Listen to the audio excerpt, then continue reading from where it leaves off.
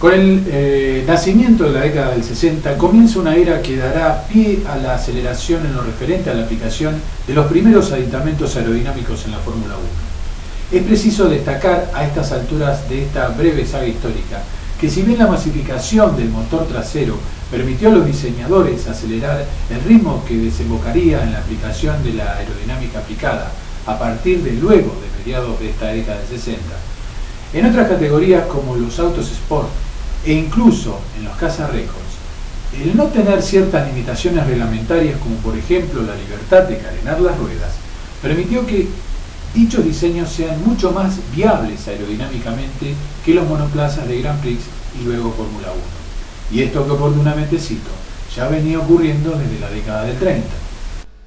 Esta foto del Auto Unión en Abus y la del Mercedes-Benz en Museo Casa Records de los años 30 es una clara muestra de ello.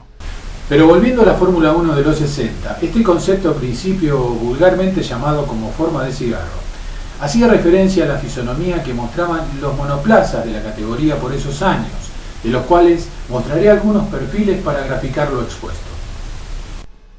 Lotus de 1961, Ferrari de 1963, Honda de 1965, Brabham de 1967. Entonces ya tenemos otra forma para sumar a este árbol genealógico de las fisonomías.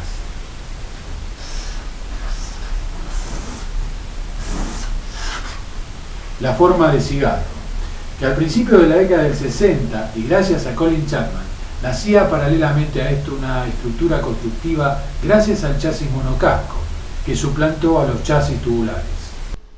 En 1967 en la Fórmula 1 aparece un monoplaza girando en un circuito europeo con alerón trasero. Pero oficialmente fue en 1968 durante el Gran Premio de Mónaco que Chapman en este Lotus lo hace no solo con alerón trasero, sino con dos spoilers delanteros. La idea fue cedida a Jack Brabham, pero con la condición de que la utilice solo en Indianápolis, unos días después, en un modelo BT25.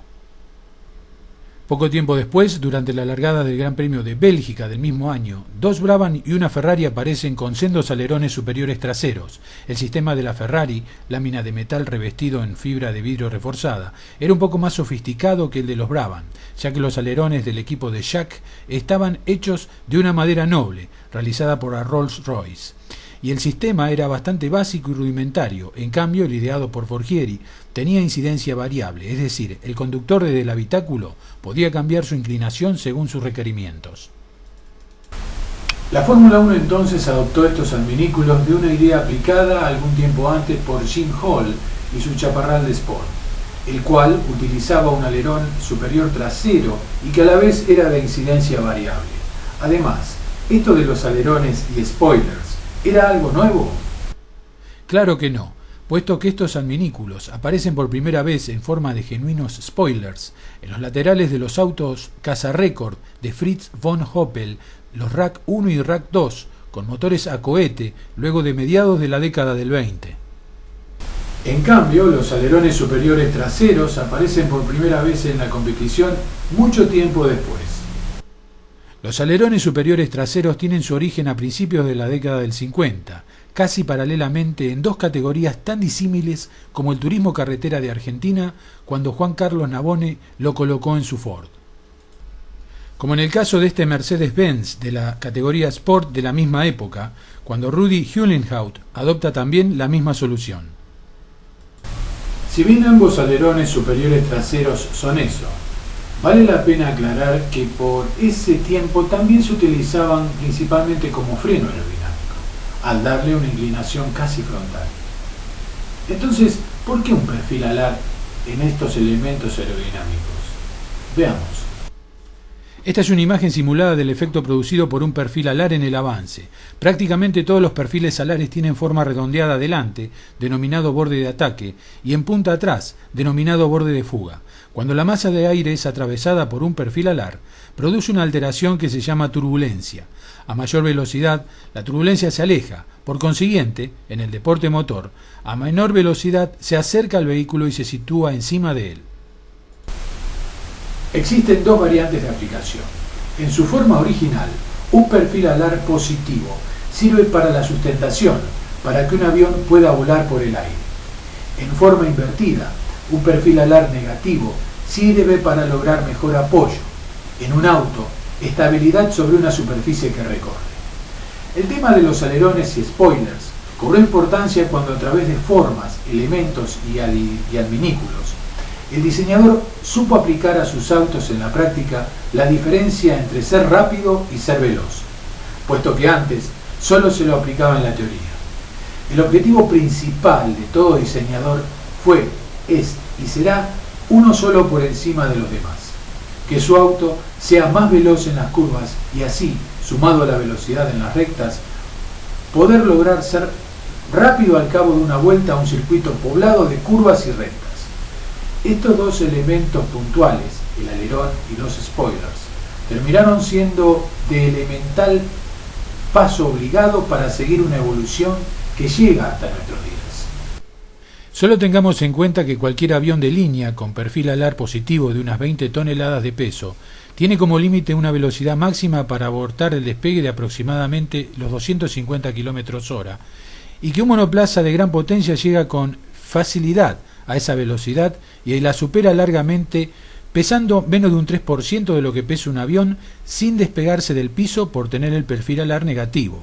La analogía es determinante, puesto que un perfil alar positivo le sirve al avión para despegar y sustentarse en el aire, mientras que un perfil alar negativo le sirve a un bólido para mantenerlo pegado al piso y brindarle mayor estabilidad, sobre todo en curva. Haciendo cálculos básicos y mentales, entonces, algo para lo que mi cerebro no está muy avesado que digamos, es que si un avión con una masa de 20 toneladas y con unos 100 metros cuadrados de superficie alar puede levantar vuelo a poco más de esa velocidad, un auto de gran potencia con una, en comparación, insignificante masa y superficie alar podría hacerlo en apenas 5 metros. Hago estas simples analogías para que vos puedas comprender y te hagas una idea de lo elocuente que significa la importancia de los elementos aerodinámicos, que en el deporte motor, y al contrario de un avión, están allí para evitar que se despegue del suelo, y por ende, aguantar las tremendas exigencias a las que son sometidos estos adminículos aerodinámicos para que eso no suceda. Pero en el efecto suelo no solo cuenta el factor aerodinámico, sino también el llamado apoyo mecánico, del cual hablaremos más adelante. La adherencia de un Fórmula 1 al suelo está dada por la masa de este, es decir, si su peso es de 500 kilogramos, apoyará con igual fuerza contra el suelo, y si a todo esto la distribución de masas es óptima, cada rueda presionará contra el piso con una fuerza vertical de 125 kilogramos.